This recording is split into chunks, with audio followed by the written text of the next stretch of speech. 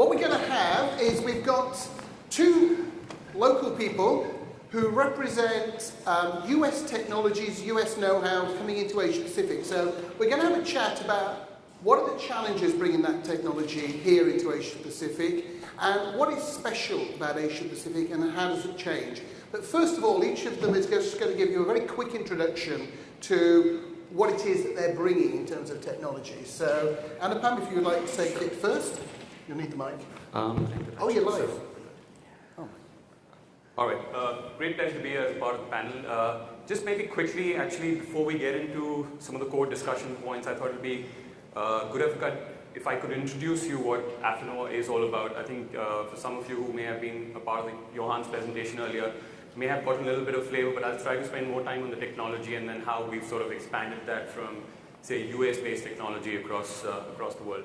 And just to give you a little bit of a background, so Affinova as a company really commercialized in 2005, but in the early 2000s it got basically founded by two MIT PhDs who were working on a human genome project, realized there was a lot of strong application within the CPG sector to begin with, and eventually, of course, created and patented what we call evolutionary algorithms, right? So it's got a very heavy technology focus. Affinova as a company has recently also been acquired by Nielsen, so we're part of them now.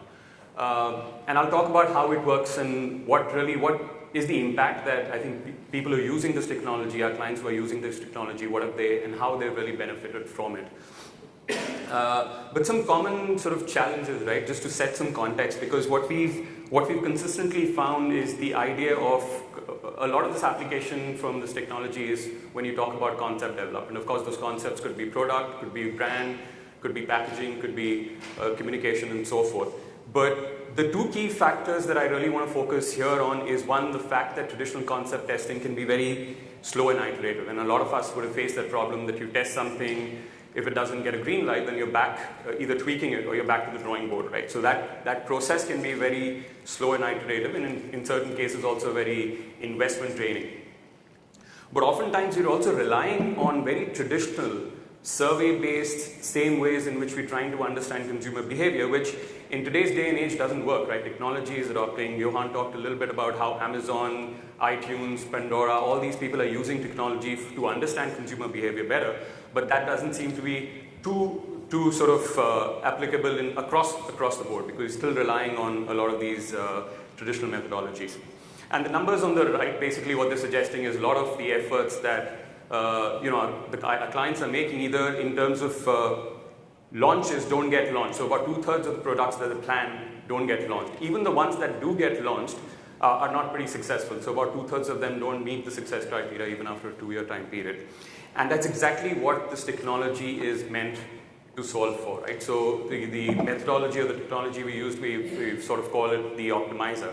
And the three legs, and we'll spend a little time, because this is pertinent to, I think, the conversation we're going to have later, is how can we use technology and change the way we think about things. So really the way an optimizer would work is the first stage is really around collaboration, which is where you and your cross-functional teams would come together to really explore and create a very rich space of ideas. So instead of just relying on 4 to 5 concepts, you can expand that space to thousands and millions of concepts, right? Imagine the power of that. But then, of course, what we're trying to do is marry your ideas with the consumers, which is where the second stage of optimization takes place, where we take all those ideas, bring in your target consumers who then go through those ideas and essentially are optimizing those ideas. This is where the evolutionary algorithms come into play. And then the last step is really around evaluating those concepts, but again, using more predictive analytics rather than very standard ways of understanding actual consumer responses. I'm going to skip through this real quick, but of course it's got a wide application, as I was mentioning earlier. Well, let me show you a very quick video instead of having speaking for a long time. So this is a 2-minute video about. I'd rather have 1 minute of it. Sure. So if you can just play it on.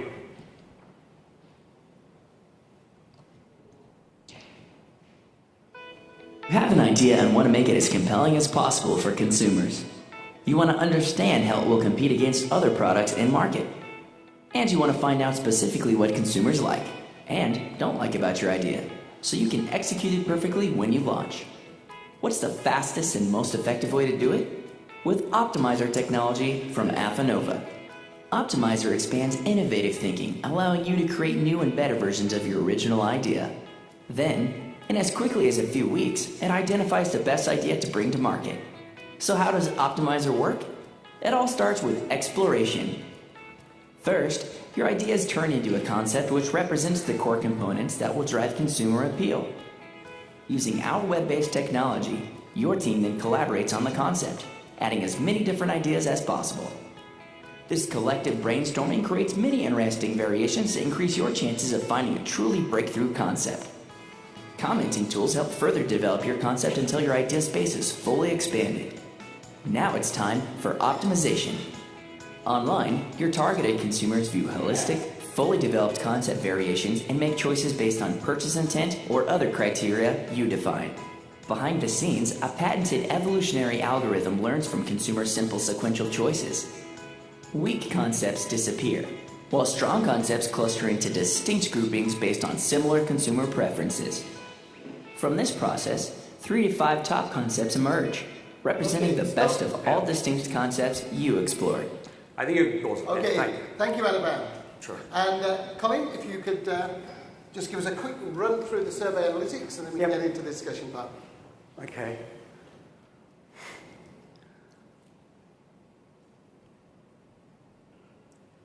Should be the next presentation.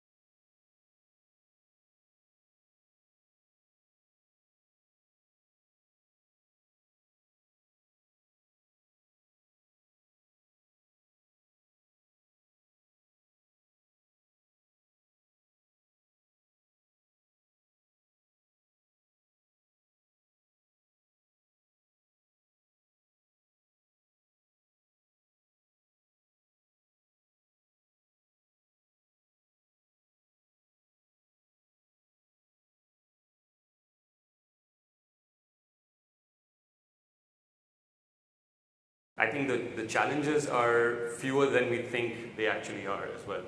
And Colin? Well, I think there's a lot of Asian countries, especially the emerging countries, are still very lack of their access, to market research technologies. So I guess as a supplier, it is our responsibility to actually, let them know that there are different options out there that can actually help to improve your research projects and to gain better insights into whatever brands that you are working with to better understand your consumers. And Colin, what about the concept of DIY? Because DIY, SurveyMonkey, and lots of the big platforms, some of the things that Tom was talking about, are enormous in North America. Do you think DIY is a natural fit in Australia and other parts of Asia? I think in Australia, traditionally, most of the research agencies are so used to, when dealing with panel companies, and dealing with suppliers, they help them to manage project management. So certainly, I think we could be struggling looking at DIYs, but from my experience, AIM finds themselves at the moment, and most of the research agencies that I've spoken to in the past 6 months, they have started to look at DIYs because they realize, you can actually streamline the cost, and it's easier that if you manage your own, back-end system. In terms of Asia, some of the countries, for example, like Vietnam or Indonesia, they're coming up very strongly in research area, and most of them looking at DIY platforms simply because, it is a cost issue. So when you start out, in a new country with our industry, the cost is always number one issue and it's always number one fact. So DIY is the only way to go in terms of working on that front. Now, if we look at concept development, quite often in international companies, concept development is done in North America, and the successful concepts are sent to Europe and Asia, and they're told to run them. So does that skew the marketplace for your sort of work? Not really, because if you think about those concepts that are traveling, say, from US or other global offices into Asia Pacific, they tend to be more product-based, right? But a lot of the work we see happening in Asia Pacific is where maybe true innovation is not necessarily taking place. Product innovation may not be taking place, but then they have a different challenge. That how do I take a global product, how do I take a product from US and position it, talk about it in the right way in the markets that I'm interested in, right? So a lot of the work that then tends to happen in the markets is more around communication, or if they have a little bit of leeway on changing the pack. And we've seen this across markets as well, that you can't just take a global product, global positioning, and then launch it in the markets here in Asia. So a lot of the work that tends to happen is more around communication optimization in that case. Okay, so I'm going to ask you, what is, first of all, the best thing, and then the worst thing about trying to launch new technologies and new solutions into specifically Australia? So we'll start with the best thing. No, I think Australia is, I personally, and that's my experience, I think I found Australia as a market to be extremely open to innovative thinking. And because I think it's a developed market, that transition is a lot more smoother. I think the challenges is perhaps in some of the other Southeast Asia markets where it's a little bit of a stretch, right? Because they need to make sure these new technologies will work in these markets with the kind of consumers, particularly if they're lower SCs. We don't definitely face any challenges in taking something from the US to Australia. And Australia and Japan, in fact, have been two markets which have been extremely open from that sense. And Colin? I actually see it a bit differently, Anupan. To me, when I look at Australia, if we're talking about market research technology, right, I find that we are actually a bit slow to take on the newer technologies. I mean, for instance, if we talk about mobile research, right, if we look at US and in Europe, right, they're at least a couple of years ahead of Pacific region at the moment. So that tells me we are really slow to adopt technology, especially in market research. Obviously, we've got a handful of companies that will do mobile research here, but in comparison to US, in Europe, we're so far behind. But if you look at Asia itself, Asia is also so far ahead of us because they're basically almost, I would say, maybe 6 months to a year behind, again, comparison to US and to Europe in terms of, technologies that have been used in specifically our industry market research. And just to turn that question then around the other way, what are the most interesting things coming out of Asia Pacific that you think might go back to the USA? So what sort of technologies, thinking, approaches that you've seen when you've been going around? And I know that you've done a lot of stuff in the past with things like the MRMW conference and so a lot of exposure. What is interesting? One of the interesting things that I learned this year is a thing called Smart Fabric. I'm not too sure if anyone heard of them. Smart Fabric? Great, Sally heard of them. So Smart Fabric, let me give you a bit of a background. So basically, Smart Fabric, has a lightly biomatrix included in the fabric that you can actually make it into your everyday clothing. Now, this technology is actually able to tell, when you are tired, when you're sleepy, when you're unhappy, when you're sad. It will actually transfer the data onto your designated devices, whether it be your mobile phone or whether it be your computer. So we're looking at that sort of technologies that, actually just been built. And, the question is, we haven't seen it anywhere else yet. But we've spoken about it at MRMW, this year. So that's something that is actually fairly new. So, if we look at that, how do you actually, analyze those data? Would be the first question that I would ask the kids. I certainly don't want to wear a shirt and then someone tells me, hey, I've just passed through your computer, you're very sad today, what's going on? So, those are the new gigs that is coming out. So, again, that's something that, we can certainly learn and, and see how it actually affects all the different branding, I guess, in fashion that, how do you actually work with all the different fashion brands if that's going to start coming into the market itself, which it has already started. And about similarly, any technologies or methods of concept generation or concepts that have caught your eye? No, I think, just to build off on what Colin's saying, I think we fundamentally don't see a difference in how, say, collaboration or technology gets adopted and used here, right? I think what we've started seeing is a change, is sort of a reverse thing. A lot of clients are now doing innovation, say, in places like China and taking it to the US. I think that's the fundamental shift that's taking place. But fundamentally, I'm not seeing a very big difference in how, say, for example, collaboration is seen as a very fundamental part of research or how technology is being adopted. One thing, of course, we have to be very cautious about, not so much in Australia, but some of the other markets, is when we think about content of how these concepts are developed, they need to be different, right? So Japan has its own nuances of maybe shorter commercials, or in certain other markets where, particularly if FMCG companies are approaching lower socioeconomic class, then what is the thinking that needs to be given to developing those concepts, which would be very different than, say, an approach that you would take in the US or some other markets. Super. So Anupam, Colin, thank you so much. If you can have a big round of applause. Thank you.